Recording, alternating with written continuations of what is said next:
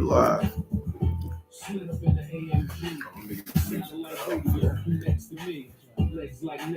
Okay, I don't know if anybody's out there. This is Brent in my first experience with live stream. When I've watched them before, I've seen them ask who's there and to type something in the chat. But you know what we're gonna do, whether we are by ourselves or we have people actually here with us, is we're gonna do our thing and then we'll post it to YouTube. So I might try to figure out a way to try to cut off this intro, but anyway, we are. This is the Spirits Brothers Live, and Brent's getting ready to come around the mountain, and I don't want to say too much. Say what you gotta say, man.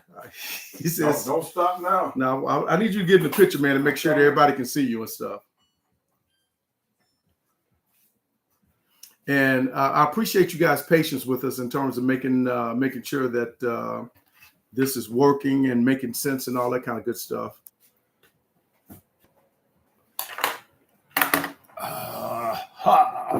So we're gonna pretend like we got some music and stuff, and I'm gonna start out. I'm gonna start out by saying, "No, you always go out. I'm Brent. Hey, man, I'm Brent, and I'm Fahred. We are the Spirits Brothers, and we're back. What's up, people? What's going on? I know y'all thought we was dead, but no, man. We just been taking a little break. We have been trying to learn editing and all that kind of stuff. We actually had someone that was very, very good that you've seen that person's handiwork, and I'm gonna give him a shout out. His name was Kevin. His last name Clark, right? Mm-hmm. Yeah, Kevin Clark, and he did a wonderful job for us. But early on, yeah, but he got tied up. Appreciate it. Yeah, he got tied up with something else, and so we decided just to do live stream and see where it takes us and stuff. So. With all that said, I'm just glad to be back with my brothership, Same here, brother. Yes, sir. Yes, sir. Look, man, we need to get something in a glass. I don't know. We messing up here. So we can talk after we got something in a glass. So here's the deal. So at some point during this live stream, we're going to kind of showcase Brent's collection growth and you know, he has, I mean, it's like, it's too bad that you guys can't see what I see. I mean, but it's literally phenomenal. And my actual collection has gone down because I've been transitioning locations and stuff. And so I got rid of some stuff that I wouldn't have to move. But you're going to pour that if you're going to talk about it. But here, I say, see, there we go. We're going to start this already. All I said was pour something in a glass, and we got to have a goddamn 15-minute dissertation. I'm trying to set up. So I brought a bottle of something. I brought a bottle of something that I thought that Brent might not have, and when I brought it, you're correct. He told me that he didn't have it. So this is Glen Tour 12, and so you can see I've been hitting it. Me and my buddies on the coast, we've been hitting it kind of hard. But I wanted to make sure that I say something for Brent. And so we're going to start out with that. And if you're not familiar with Glen Tour 12, it is it's a single malt. It's not a bourbon. It's not a rye. It's a single malt. And I'll just read a little bit of the bottle while Brent's doing what he's doing. It says a 2022 release, Scotland's oldest working distillery. This is 46% ABV, and then on the back of the bottle it says MS Walker Brands, and there's some print that is printed on the backside that's through the glass that I am not going to be able to try. Pretty bottle. Bottle looks good. Yeah, it's a solid bottle, man. Yeah. It's a solid bottle too. So, but I just thought that did you bring this to the Dell once? I think I might have. That I might have had some. Okay. But, you know. I think I might have. But anyway, I'm gonna be doing slow going tonight, bro. And the reason why is because today's Father's Day. And so 2 of my 3 daughters and my lovely wife, they took me out for a Father's Day brunch. And I know Brent has an equally, I feel like this, not bad. Okay, that's better there. Yeah, that's better like that. He's done stuff with family, but I told Brent when we talked earlier today, I've had one of the best Father's Day I've ever had in my entire life today. I had a great one too, and we've been drinking all day, so I don't know what your excuse is. You just need to suck it up. Well, all right. I guess I'll drink to that. So, but so this is not really so much a review of spirits, other than we can talk about what it is we're sucking on. But it's got a funky nose to it. I mean, I'm not picking up funk on this. Yeah, I get heavy funk. Do you? Yeah. So so as I was saying, Brent has been continually adding to the collection, and I have been dialing back. So his palate is probably a little more. It probably always was a little more refined than mine. But I don't think that's. But it's just we got different tastes. We do. Well, we've always had different tastes. Yeah, it's not the honing in of the palate as much as it's just where we are. But that's it's good. But it's just got some funk to it. So I've had a number of spirits that I've characterized as having funk on them. And to me, this is, so it doesn't even say which region of Scotland this is from, but this does, I take that back. It says Highland single malt. Okay. So this is a Highland kind of. We're going to make it up there this year. Yeah, we are. Yeah, we are. So if y'all don't know, the Spears brothers, we getting ready to make a run. Back up to Scotland. To Scotland in March of next year. Right here in the middle that way. Let's see if it'll show up. Almost. I can hold it up. That's all right. I'll hold it up. But yeah, we're going back to Scotland in March, and we're going all the way up to Orkney. Yeah, we're going all the way up to Orkney. So for folks that don't know, tell them the distilleries that are in Orkney. Oh, man, it's Highland just Park, Highland Park, and Scapa. Scapa. That's all she wrote. That's it. Those are the only two. But now that is considered. So that is actually not considered Highland. No, that is Orkney, the Orkney area of Scotland. But it gets confused all the time. Yeah, it does. Well, actually, Speyside and Highland get confused all the time. They do. Yeah, because there's a part of what they characterize as Speyside that is actually Highland. There's a part of Highland that they say is Speyside. And honestly, I don't know that I got a whole lot of clarity on that myself. But the main thing, the reason why we're doing this is because we haven't done anything. It's been a long time. It's been a while. We haven't really posted anything since we went to Scotland last year when we interviewed Monique. Yep. And we posted some video from kind of the scenes of some of the smaller Scotland towns. We've been posting pictures and stuff of bottles and stuff. Yeah, we hadn't got together. It's not like we've been reviewing spirits, which is kind of really what I enjoyed the most. And so it is what it is, bro. So yes, So anyway, man. So you have I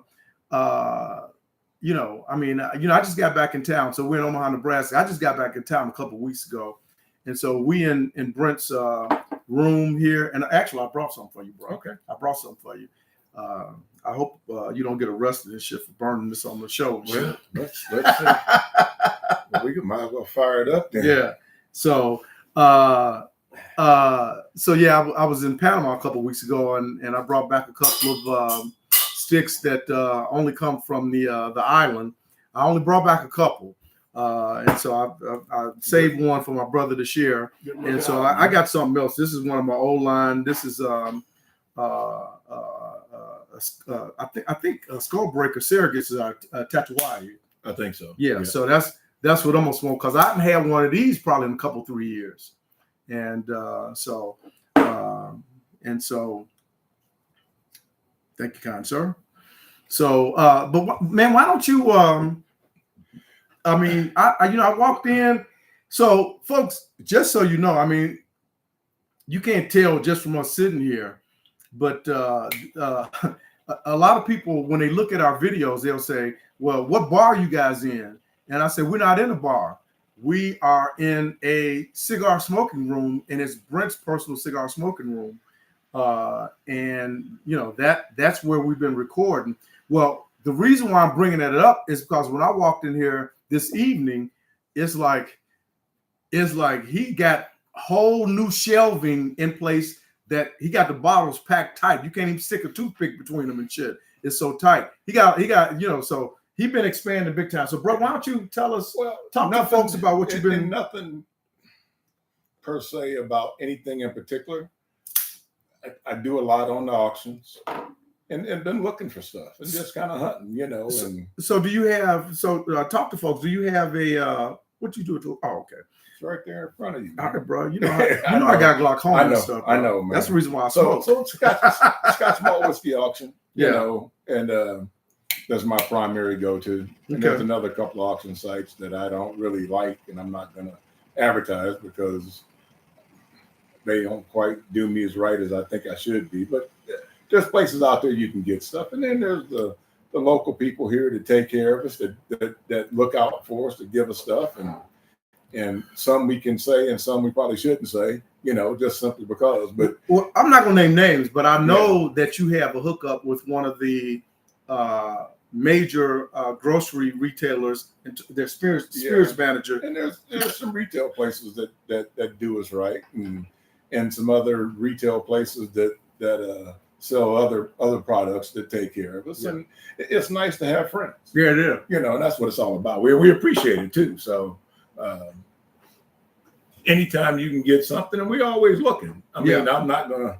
That's my problem. I got a hard time turning something down. Yeah. If somebody throws something out there, you want this, I'm probably gonna take it. So well, you know, it's been easier for me to turn down recently because I'm trying to get off into a new business venture, which I'm not prepared to talk about just yet.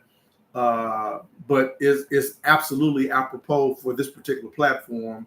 And so you guys just stand by and look for the Spears brother. It's gonna be off the chain, guys. It's gonna be off the chain. I can't wait to see it myself. So. I'll give you guys a hint. If you like, you know, high-end spirits, and if you like cigars, stay tuned. Look for us look for us both on YouTube and on Instagram because that's where the announcements will come, and hopefully we'll have something more tangible to announce to you guys in probably September of this year, 2024. So, I haven't had one of these in a long time, man. Thank you. Yeah, no worries, man. So now, you know, most of the time you go out of the country, and you know, you go to Mexico, the Caribbean, and stuff, and everybody, you know, want to try. I didn't even look for a cigar. Well, if you, I was in St. Thomas and didn't even look because the price of what Cubans are going for now, they done lost their mind. So I'm just gonna say, I was in Panama City, Panama, about 3-4 weeks ago, and you were there the same time I was in St. Thomas. I was there the same time you were in St. Thomas. Yeah, and so like when you go to Mexico or other places in Central America, everybody trying to sell you a Cohiba, a Bahique, something like that, and they're almost always a counterfeit, almost always. But this place that I went to in Panama,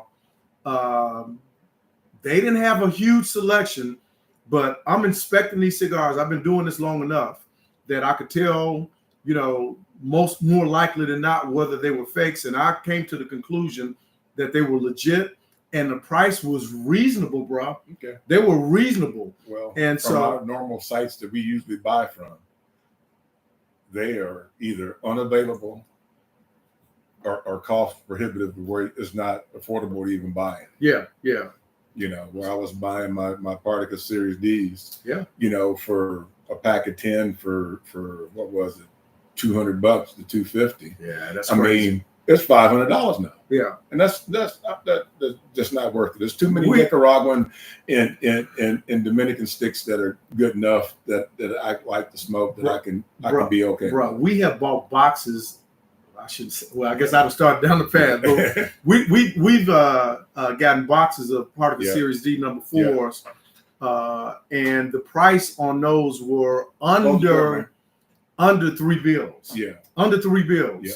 And well under 3 days. Yeah. So interestingly, when I was in Panama, I met a guy who was a tour driver, and I'm not gonna mention his name, but because I told him about our channel and stuff.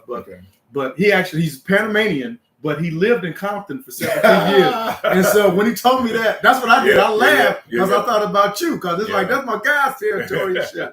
But he said, yeah, I lived in Compton for 17 years, man. So he took me all around. But anyway, one of the places that he took me was to a private cigar membership place, a lounge.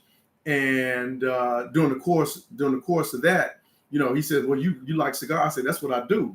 And so he says, well, I got a partner, and he might be able to hook you up. And so so I asked him what it was he could get, and so he told me. He says I can. He sent me pictures actually, and he said he sent me pictures of part of the series D number 4s. Okay. And so he gave me a price. The price was outstanding. I'll just say this: the price was less than $2 for a box of them. Oh. But when I got them, I looked at them and I said, "Bro, I don't want these." Yeah. I said, "I don't want these." Because he said, "Why you don't want them?" I said, "Because I think these are fake." Yeah. And so if you the rappers were not lined up. Just the bands. The bands weren't lined up. Yeah. There was not a uniformity with respect to. So you went a different direction than I did. I rented a car. Oh, did you? So I could get to and fro where I wanted to get to and fro, driving on the wrong side of the highway and everything. Oh, that's the way they do it down there? That's the way they do it down there. And it was a little interesting. But I probably took 40, 50 sticks with me. I made sure the place had a patio. Yeah. The condo had a patio. And man, that's where I hung out. And I did the thing. I didn't even go to a shop. So on purpose. Yeah, I hear you. But I'm gonna tell you what, man. I ain't trying to hate, but I'm gonna tell you that I like my experience better. I didn't take 40 or 50 sticks, but I took about probably 15 or 20. Okay. And when I got back to the States, I still had about 12 to 15 of those sticks because I was smoking Cubans when I was down there. Okay. And I'm confident that the sticks that I was burning were legit. And I mentioned this private cigar membership place. It was called Valentino Siesta. It's in Panama City, Panama. And so my driver took me there. And I had 3 sticks with me when I got there. I went there to watch the NBA, one of the playoff games. I forgot who was playing, but it was a really, really nice place. Okay. And so, because my driver, apparently he knew somebody that was affiliated with the place, and they allowed me to come in. I don't know if it's because I was American or what, but I was able to come in. But the first thing that they did once I got there was they took me into their humidor. It was a big humidor. It was bigger than this room that we're in now, and it was lined.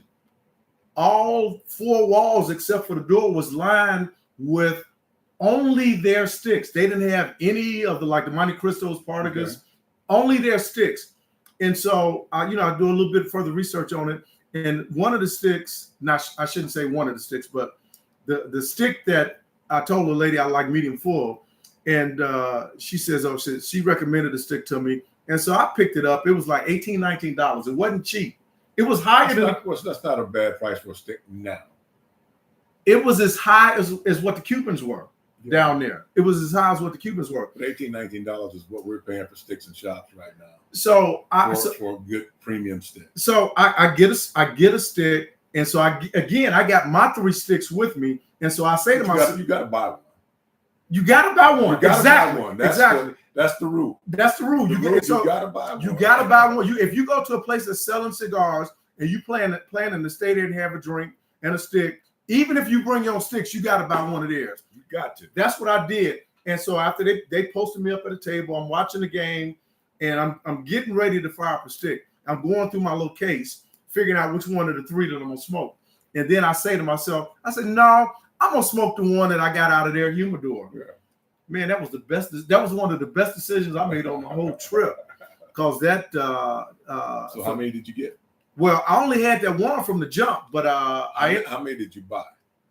There was $18, $19 a stick. I got 4 more before I left. So I smoked the one, and then I got 4 more. You wasn't really looking out for it, brother, then, was you? Well, I brought you a Cuban, bro. When you telling me how good these other ones was, and then, now you telling me how good something else was. I'd have been, I had you. I got you, bro. I'd had you. Yeah. You just said, hey, you got the, matter of fact, you got sticks in the, I know in the cabinet over there right now. I know I do, but my funds was kind of light. I hear you. My funds was kind of light. No worry. So $18, $19 a stick. So that's 5 for 100. I'd already bought one, and so but I got one for you, but it's not here though. Okay. It's in Gulfport, but so it's gonna have a little age on it by the time you get it. Yeah. Right. No worry. Yeah. So, but it was a wonderful trip. I got, I try to practice Spanish, and all of the Spanish speaking people, they all laugh at me, bro. They say, yo Espanol is muy malo, which means is that it's bad. But they also tell me we understand exactly what it is you're trying to communicate to us and stuff. So that worked for a brother. Well, you've been working on it for about 20 years. More. Yeah. More. I went to Honduras to Spanish language school. Yeah, I remember. That was back when I had those. That was back before I had those exchange students. Yeah. So, yeah. So that's a whole nother story. I ain't trying to digress too much and stuff. Anyway, man, what do you think of this Glen Tour 12, bro? It's solid. It's got a sweetness to it that I really like. Let me ask. I finished what your description is, but when you finish, I'm interested in having you tell me if it reminds you of any other Highlands or any other single malts.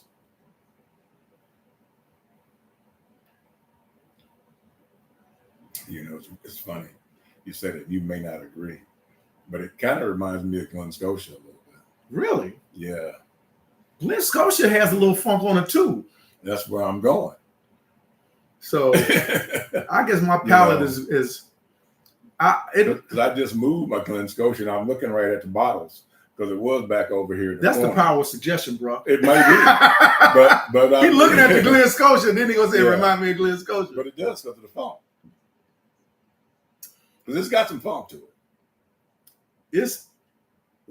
That's your place, man. Glen Scotia just spot. Oh, right? I love Glen Scotia. I love Glen Scotia. A lot of people think I'm crazy because I like Glen Scotia. And no disrespect to Springbank. Those are both I think those are the only 2 distilleries. I think Kilcairn is in Kilcairn. Those are the 3 Campbellton distilleries. Glen Scotia, Springbank, and then Kilcairn. Now, I think Kilcairn is associated with either Glen Scotia or Springbank. The Springbank. Yeah. And I like all 3 of those, but between the 3, I tend to like Glen Scotia a little bit better. And it might be, basically because I won't say that it was my introduction to Campbellton, because I think it was a bartender that one of my bartender friends at Mercury on 16th and Harney. He's a big Springbank guy.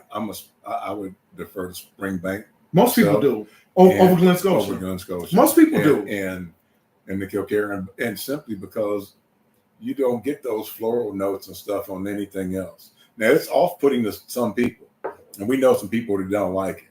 They definitively don't like it. It's either you like it or you don't like it. There's almost no in between, So, well, I like it, and it's.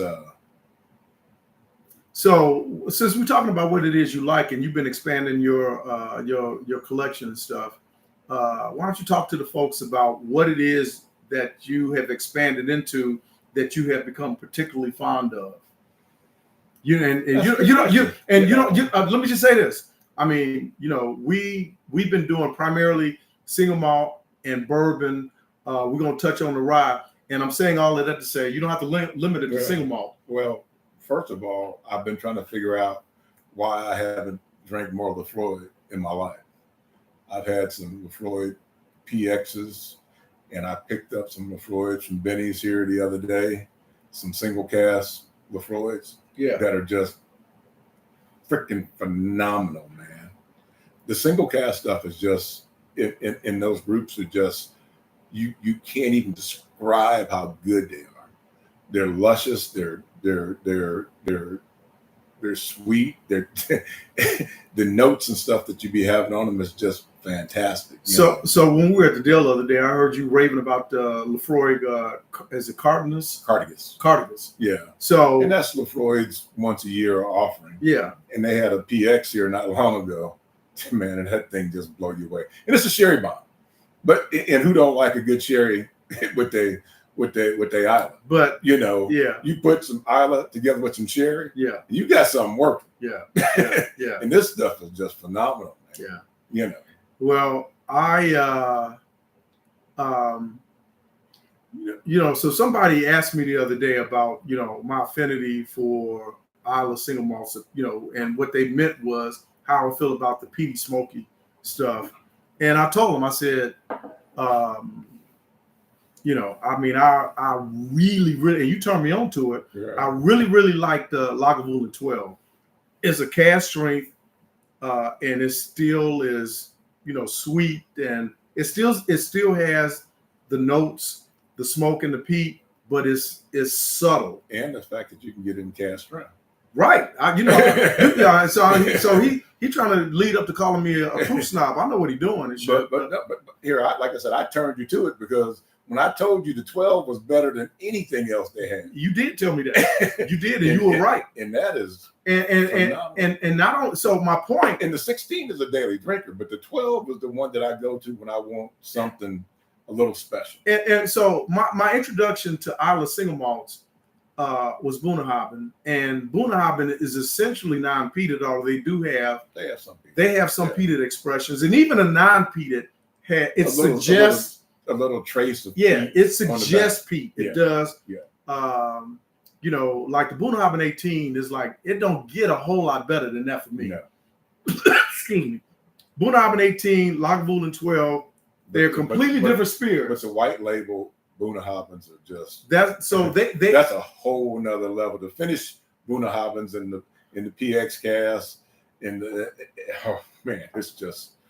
I'm trying to think of the name of that you have to be signed up with Bunnahabhain to be able to get those, and you can get it. They actually have a name for, it's almost like a club, but all it is just it doesn't cost you nothing. No, it doesn't cost anything. You just sign up for it, and then they let you know when they had their new releases. And the best Bunnahabhains that I've had, or I would even say better than the 18, but at least if that's going too far, equal to the 18, have been those white label limited releases that they only sell to people that have signed up through this, whatever this club is, that I can't think of the name of it. I agree with that to a certain extent. Now, the distillery only stuff is outstanding too. Some of the stuff we got down there is just fantastic. I'm trying to remember if I got a distillery edition Bunnahabhain when we were there. I did. Did you? Yeah. And which sends me back down this memory lane about the boxes didn't come. Yeah. Maybe because that is something that I would have gotten, but so what Brent is talking about is when we were in Scotland, we didn't really know what the deal was. Yeah, we didn't know how you got stuff back. And so we employed a couple of different mechanisms. Well, one of the mechanisms didn't work. One of the mechanisms didn't work. And so it was a box of stuff that we ordered that didn't make it. Yeah. And so all I'm saying is it would be surprising to me that I wouldn't have had a Bunnahabhain distillery edition as a part of what I picked up. I remember going to Bunnahabhain, and that was one of the best trips because that was when the guy that runs the distillery turned it over to the young lady. Yeah. And I remember I heard him tell her, he said, whatever it is they want to do, let them do it. Let them do it. And so we had a ball at Bunnahabhain. And so I don't think I have a ball of Bunnahabhain as a part of what made it back from Scotland on that trip. But I have some of that white label stuff that you can. I only know because that's right over there to your right is some. I just moved to Bunnahabhain, and it just moved right over there. Oh, yeah, that. Yeah, so I did get one of these. Yeah, I don't know if it was this expression, But this is what. So this is like a 50 cl bottle of Bunnahabhain. The same. Yeah, that stuff is banging. Yeah, So I did receive one of these, and I think I drank it already. I had 2 of those and another couple of bottles. Yeah, but the Bunnahabhain got moved over there. Yeah, to another shelf. So this is the full size bottle of the Bunnahabhain that we're talking about. That is the white label stuff that you have to sign up. All you gotta do is go to Bunnahabhain's website. I think they call it the coterie. Is that what it is? I think it's coterie. I don't know if I'm pronouncing that correctly. But this is when you order as a part of a coterie member, you can order a bottle. And they have Hood hooked us up on that. Hood told us about it. Oh, you're talking about Hood Sommelier. Yeah, Jack. And so Hood Sommelier is. Shouts out to Jack, man. Yeah. I invited him to the gin tasting yesterday, but he didn't show. Yeah. But so anyway. But that's all, man. Just bottles, man. I've been, and as far as the rye goes, I found some local distilleries that are, when I say local, in the area, in Missouri and a couple other spots like that. Because you missed the hide and seek dinner in Chicago. I did. I missed that. Oh boy, I missed a good time. Ooh, we had a good time. Man. Yeah, and good time. So look, I'm gonna say this. I'm gonna pub this place. And I usually don't do this, but this was that good. Okay. It was a distillery in Missouri. Really? Yes. And we were drinking Cahuilla 30 and a bunch of other stuff. At the distillery? At the dinner. Oh, at the dinner. At the dinner. Okay. And this bottle right here, High and Wicked, it's a bourbon in that distillery. Was the best thing I had that night. Really? And you know what you be drinking. There's a lot of high-end. This is in Missouri? Yeah, that's in Missouri. Do you know where in Missouri? I'm not sure where in Missouri. I mean, because this is close by. We need to make a run. We need to make a run. Yeah. And this is a nice. That is a matter of fact, next day at Benny's, I bought all they had. Oh, they had at Benny's. At Benny's. Okay. They only had 3 bottles left. I bought all 3 of them. It's cask strength. It's cask strength. So it says age 5 years, cask strength, high rye, which I like a rye, a high rye bourbon, and this is 62.6%. Yeah, see, all the things that you're gonna like about it. It's a high rye, it's a high proof, and it's barley. It's got barley in it. Man, the flavors are just phenomenal in that. So I think I don't know if I've actually said this before, but I'm not a huge fan of the wheated bourbons like Makers and Blanton's and that kind of thing. But I am. But I got you that time. One time you did. One time you did. So if the bourbon is wheated and it's cask strength, that tends to eviscerate that note. It tends to eliminate that note. That you got another glass. You need to just pour some of that and taste a little bit. So, because if I'm gonna pump it up, we're gonna get it right now. I had to get up and go get it because it's something I thought was special.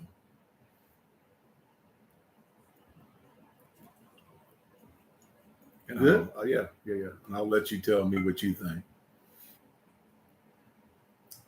So anyway, folks, the other thing, Spears Brothers, Brent and I, and it's not just us, but we have a kind of an ancillary group called a Stickmen. Stickmen being cigars and golf, and we which neither of us play anymore. Yeah, hey, but we founded that stuff though. Yeah, Father Time catch, as my father used to say, you just wait. So Father Time catches up, but we did we expanded our horizons into gin yesterday. Yeah.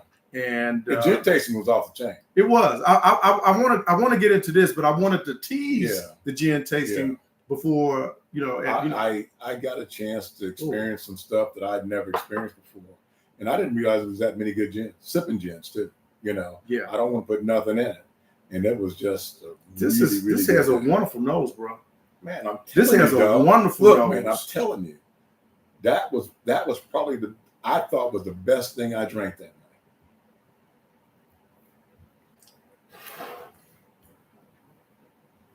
Oh God. You got to have your big boy draws on for this. It's a 63 something. Yeah. You got to come ready. No, but that's just can't. How much was a bottle of this? It was 99 at Benny's.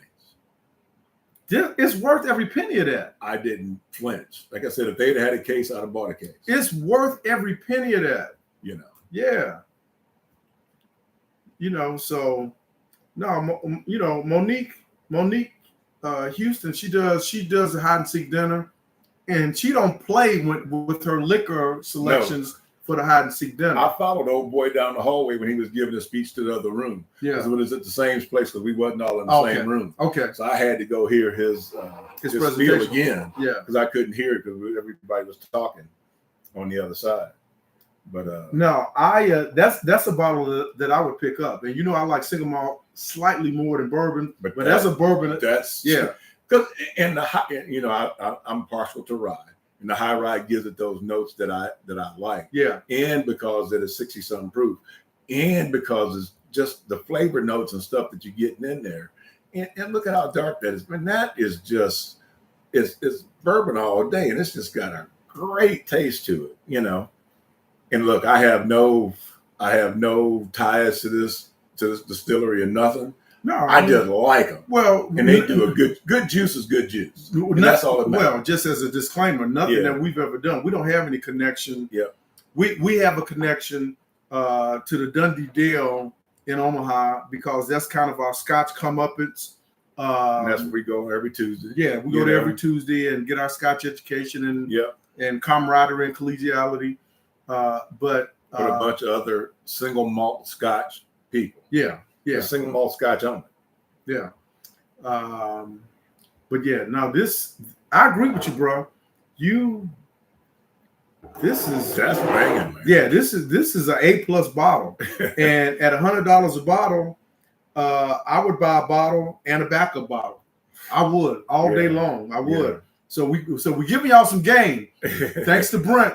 We're giving y'all some game. You know, if you ask me what I'm going to, that's what I'm going to. Yeah. So we also had that night. Now, Brent. We had a Scapa. Brent. This says distilled in Kentucky, though. It does, but the distillery is in Missouri. Okay. It says Kentucky Crown Corn and Rye, bottled by High and Wicked, Harrodsburg, Kentucky, distilled in Kentucky. So the it must be the importer is in Missouri. It must be. Yeah. He said he was from Missouri. I hadn't even looked at the website yet. Okay. So I could be given wrong information. He said he was from Missouri. I don't see anything on here that says Missouri, but it doesn't matter where it's from. It's outstanding. I'm co-signing that to the highest of co-signability. There was a bottle of Kalila there. It was bottled in 2002 that I thought it was better than. It was just a bunch of stuff. Okay. You know, it was a 2005 bottle of Scapa that was there. You know, there was a bottle of Compass Box. You know how I feel about my Compass Box. You know, it was 2 bottles of Compass Box. I don't know anybody that likes Compass Box more than you. You know. And I like Compass Box too. Yeah. I like Compass Box. I like it a lot more than I expected to like it. Well, I was trying to get you on game here a while back, and you just were slow to the roll. But you know, I ain't mad. You know, I'm gonna keep plugging. Yeah. I ain't gonna stop. So, how's that Cohiba working for you? Good. It's not staying lit as much as I would like to, but it's working. It's got good flavor to it. So let me just tell you this. So in Gulfport, I'd have moved all of my sticks except for the ones that I'm getting ready to smoke within like a week or so. Yeah. I keep them in those air tight Tupperware like containers that you got over there. Yeah. And they come out of there perfect.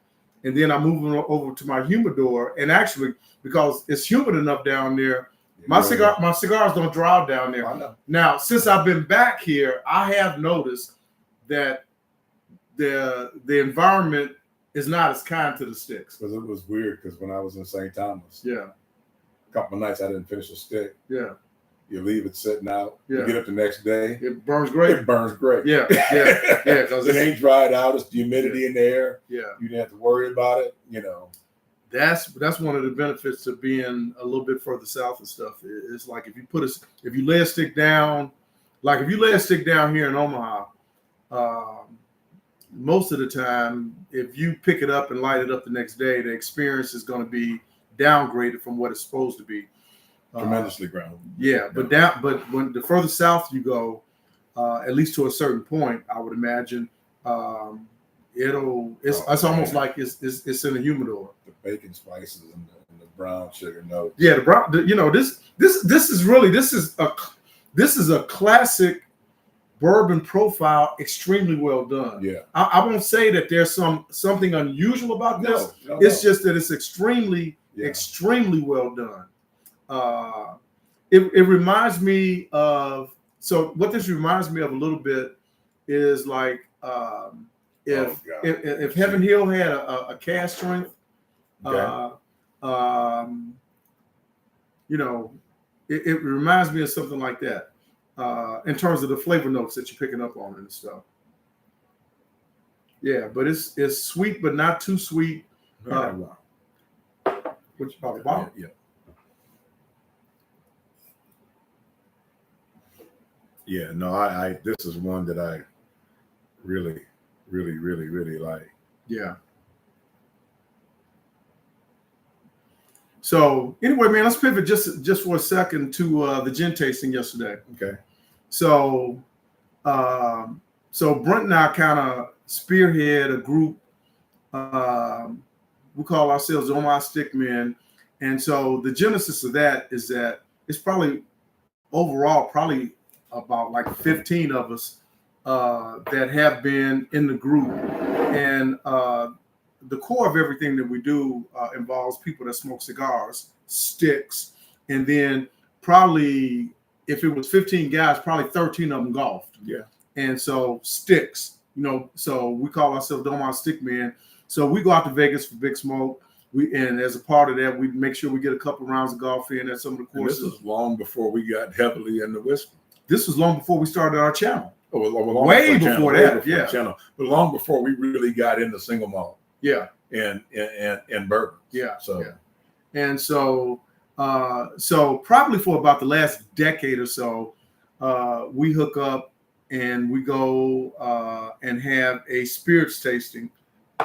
And so the spirits tasting, we'll pick one distillate or one type of distillate and ask everybody to bring a bottle. So we might have everybody to bring one bottle of bourbon or tequila, bourbon, single malt, cognac, or whatever. But we've done But yesterday was the very first time that we did gin. Yeah, and surprisingly, there's a lot of variety in gin, a lot of variety, and I don't know what to say about it, except it was just really a good learning experience. What I will do, I guess, is to try to name some gins that I consumed yesterday that I thought that I would want to have on my shelf. And for me, the foundation of what I was choosing was a gin that was good for sipping along with a cigar, as opposed to a gin that you want to make a gin and tonic or some other, a gimlet or some other gin cocktail with. We had some really good sipping gins there. So I think the one that you had, what was the name of that? There was Gentilly. Well, Gentilly. So that's the one out of New Orleans. That was the only one. So Gentilly, the only brown one in the bunch. Gentilly was the only one that had been aged in a barrel. So it was the only one that wasn't clear. It looked like a bourbon. Yeah. And I told the group, I said, this gin, it tastes like a gin, but it reminded me of something that had been, if they had taken a port barrel and then they filled this port barrel with bourbon and let the bourbon age in it, and then they dumped it all out, and then they put some gin distillate in it. And so, because it didn't say anything about port or bourbon on the label for this Gentilly. I think it was in an oak barrel. I think it was finished. It did say finished in the oak barrel. It did say that. Yeah. So that would account for the color on it. Yeah. But I picked up. I'm not going to say that I picked up bourbon notes, but I picked up slight port notes. But the main thing that I picked up was a viscosity to it that you would expect to have on a higher end cognac or single malt Scotch. It had a really big mouthfeel, but it wasn't the only one though. No, it wasn't the only. It wasn't the only one. You know. The other one that you brought, that gunpowder. The gunpowder was interesting. So, what do you remember the full name of that? I do not. All right. Well, I don't either because it had a full name to it. But there's some. But it was Irish. It was an Irish. It was an Irish. An Irish gin. Yeah. And it had gunpowder in the name, and it was clear, and it was it had that same viscosity. Now that had a little bit of a funk on it too. It did, but it was still the botanicals in that were just phenomenal. Yeah. You know, it already tastes like it already had the lime in the bottom, along with the floral notes of stuff that was there.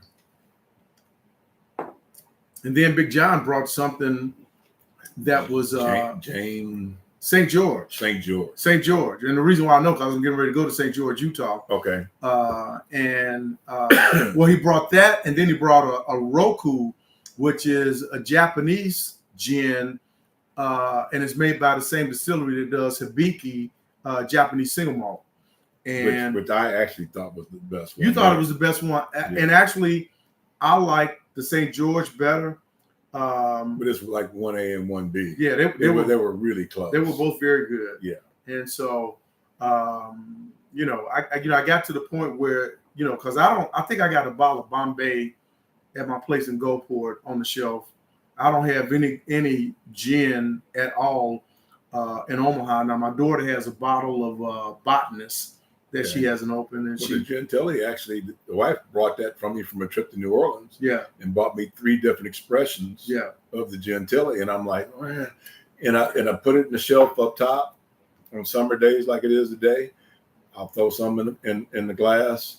I'll put some lime in it. I go sit out there and I just have a good time. I mean, and it's great to just sip on, So when I was in Panama, I got turned on to a lot of people down there drink gin and tonic, and I had a gimlet before, but I'd never had, I don't believe, or not that I can remember, a gin and tonic. And it's hot down there. There you go. You got yours pulled up. So tell them about it. So it says it's a slow distilled gunpowder Irish gin, and it's just fantastic. Yeah, it's Drum Shambo. Yeah, Drum Shambo. Gunpowder Irish gin. So that was Brent's selection. My selection was not quite as well received. It was the producer is Uncle Val's, VAL''S, and I had their expression that's called Zested. And so, people were saying that it had a nose that was similar to like an Orange Crush or some shit like that. Yeah, it was orange forward on the taste. It was. There was plenty of orange in it. It was not off-putting. Yeah. It was just there. It was. It was. And so what I concluded about the bottle that I brought was that it'd probably be really good for like a gin and tonic. I would think so. Yeah. As opposed to sipping. Yeah. As opposed to sipping. Yeah. Whereas the bottle that you brought would be better for sipping. Now, I'm not saying that the bottle that I brought was not a quality gin. It was recommended to me by one of the gin experts at one of the leading retailers here in Omaha at Spirit World. Yeah. And so no, it was good. Good. They were all. I mean, there wasn't. I don't think it was a bad gin in the group. I don't think there was either, because even the one that I didn't care for, the one that I cared for the least on the first tasting, when I went back to it, it was even better. And that was Sid's those James gin. Okay. So Sid brought 2 bottles, and I can't tell you what the different expressions were, but one he brought and he said this is considered the lower end of the James Gin lineup. And so between the lower end and the higher end, my initial reaction was that I like the lower end. I like the lower end better than I did the the higher end.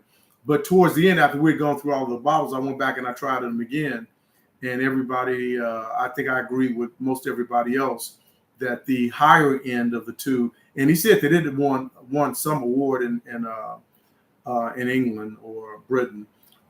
It still wasn't in my top three, but I did flip flop my positions and stuff. Well, once John showed up and brought what he brought, it just changed the whole dynamic of everything was there. Yeah, he did. So he flipped the script on everything. Yeah, so he brought that Roku and that St. George.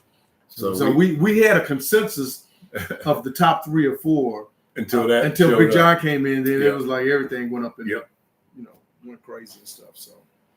So anyway, man. So we are at about a 50-minute mark, and I don't know if people are going to have a lot of appreciation for what it is we're doing.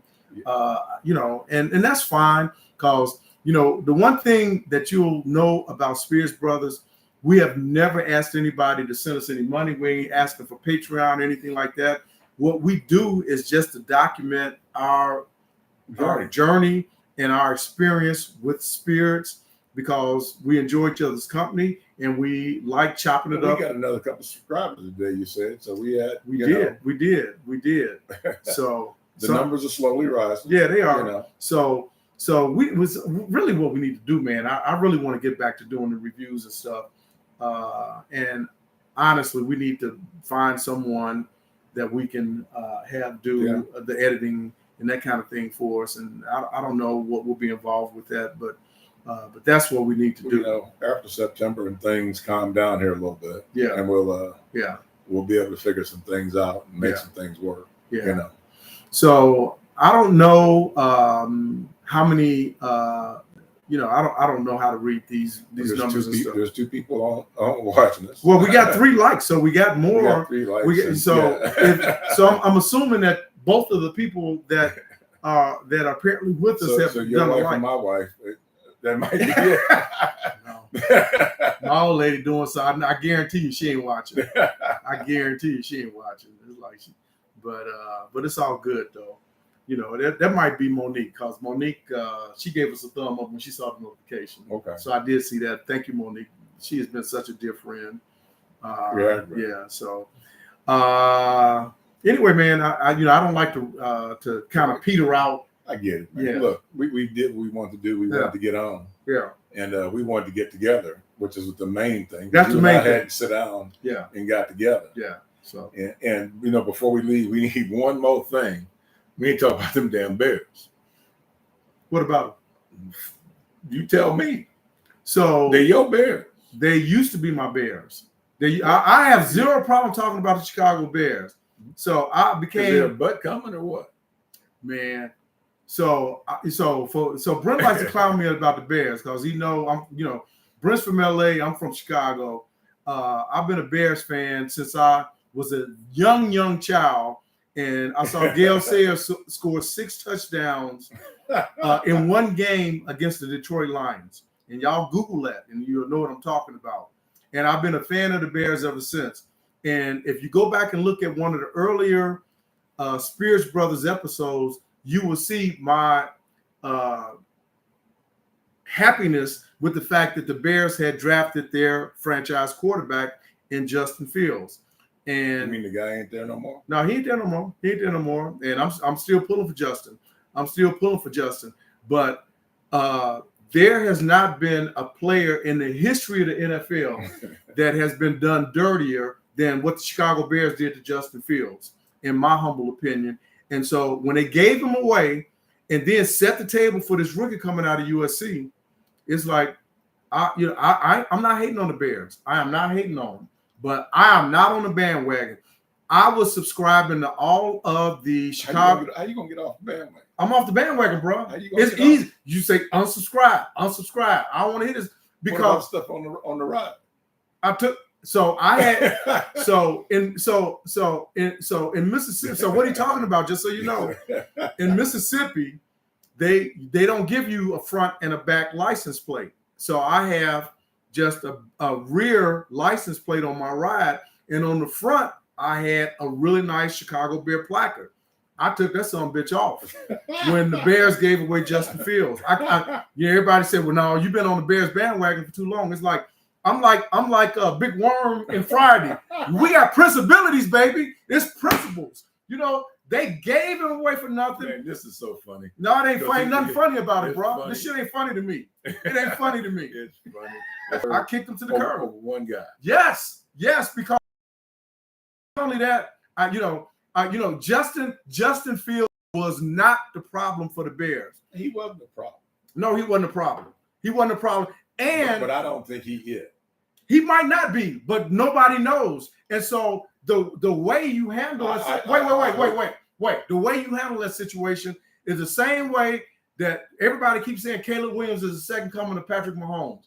You handle Justin Fields and Caleb Williams the same way the Chiefs handle Patrick Mahomes, the same way that the Packers handle Aaron Rodgers and then Jordan Love. You sit his ass, you sit him behind for a year, and then Jordan Love's been sitting down there for 3 years. He sat for a long time. That's all I'm saying is that I see what you're saying, but it's not quite the same. And I hope it works out for Justin. I really do. Where'd he go? The Steelers. Yeah. Yeah. Well, he went to a good team. That's the overriding factor. I like Tomlin. When I hear Tomlin talk, it make me want to put pads back on because he get my ass fired up. People keep talking about Justin. He didn't process fast enough. Justin get the ball, and he got two defensive linemen within about a yard and a half of him. It's the same thing we talk about Nebraska quarterbacks. It don't matter if you ain't got no time. I grew up on the south side of Chicago. I grew up a pro sports fan. I don't hate on the Nebraska Cornhuskers. I pull for them. You know, how many games out of town have we been to go watch the Cornhuskers? I ain't trying to switch the subject, to something else. What the Bears did to Justin Fields is unconscionable, in my opinion. They borderline, it's just short of ruining a career, as far as I'm concerned. And then to get rid of him, to jettison him, and then bring in, this rookie, bring in a new offensive coordinator. They got the Bears now have probably one of the top receiving corps in the NFL, and they couldn't even partially set the table. With Justin Fields. It doesn't matter what you got from the receiving corps if you can't block. Exactly. And so I was the biggest Ryan Poles fan. That's the general manager that you could have as a Chicago Bears fan. But when he did that, and as far as I'm concerned, I'm still not confident that offensive line has been properly addressed. Yeah. And so if you don't do that first, it don't matter. And not only that, not only that. So you done got me tripped. You done got me tripped. Struck a nerve. Yeah, you done struck a nerve. I know. So my thing is, what the Bears, if they wanted to draft a rookie, if they wanted to get Caleb Williams or somebody else, then sit his ass behind Justin for the last year. They didn't have to assign Justin to that big money in his fifth year that everybody keeps talking about. Ryan Poles needed to save the money, so he could sign other players. That is not for this season. That's for next season. But if I were Ryan Poles, I wouldn't have drafted Caleb Williams. I would have drafted the guy from LSU, Jaden Daniels, because if the question or if the issue with Justin was processing, Jaden Daniels, he got rid of the ball with a quickness. Yeah. He got rid of the ball. He reminds me, his stature. There was a very good draft of quarterbacks. His stature doesn't remind me of Joe Burrow from the Bengals, but the way he gets rid of the ball is, to me, it was really similar to what Jaden Daniels did, which speaks to the program and the quarterback coaching that they had at LSU in the last few years and stuff. But anyway, I'm done, man. So I'm a longtime NFL fan without a team at this particular point. You out there? I'm out there, bro. I'm out there. You looking? So no, I'm not even looking right now. I'm just gonna wait and see what happens. I kind of like the Texans a little bit. Well, yeah. Well, that's another Ohio State guy. Yeah. So they said he wasn't no good either coming out. But the difference between him coaching, and then he had that Laramie Tunsil, a perennial All-Pro, anchor on the left side and stuff. And then he could teach the other guys on the offensive line. The Bears keep getting Green Bay Packer washouts on the offensive line, half injured, lame, and then Justin he doesn't have any protection and stuff. And so no, man, all right, I'm sorry I brought it up. Yeah, sorry, me too, man, because I was having a good time. Yeah, folks, so we thank you. We appreciate you. Hey, brothers, good being back with you. It is, yes, sir. We out.